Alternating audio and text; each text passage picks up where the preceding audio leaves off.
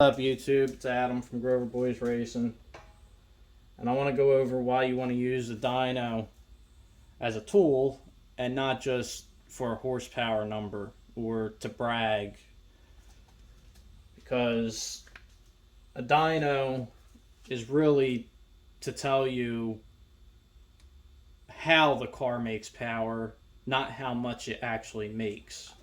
So I want to draw a graph. I'm actually going to draw two. These are exaggerated. It's not going to be precise.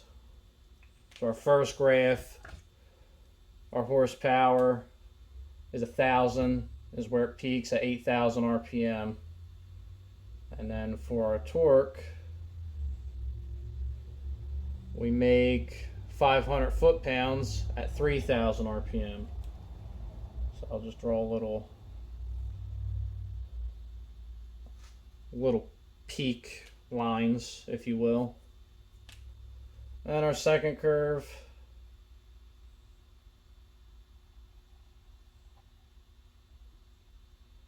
peaks right about, we'll say right here, that's about 850.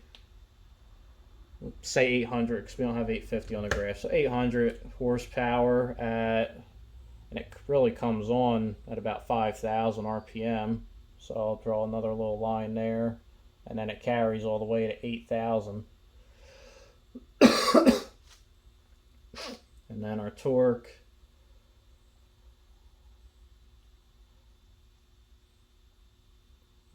is about 750, and it comes on, we'll say it peaks right here and it carries over to here. So that's about 2,500 to 4,000 RPM at 700 foot-pounds. So we have two totally different graphs. We're going to just say that these are different cars, these two graphs. So this one is the 1,000 horsepower one. You can brag to your buddies, go around, say how fast your car is, and it makes, 500 foot-pounds of torque at 3,000 and 1,000 horsepower at 8,000 RPM. Your usable power is going to be right around 6 to 6,500 to 8,000. So you'd have to gear this setup heavily. I mean, you would need 488s on up for something like this. 500 gearing. On the street, it's going to be horrible. I mean, yeah, you got 500 foot-pounds of torque, but it, with the gear and stuff, it'll make up. But this setup, compared to this one, this setup will outrun this setup on a track. This setup's going to be the fun one to drive around on the street because you make way more torque. You need less gear with this one. You could still gear the thing to death because it still turns on at 8,000. But this usable power, this actually makes more average power than these two.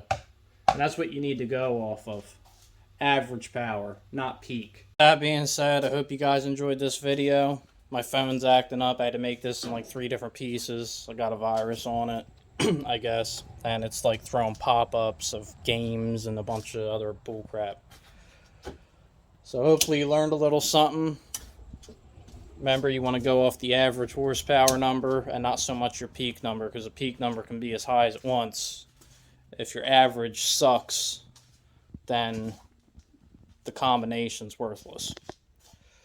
You guys have a good one. If you like this content, hit the like button, subscribe.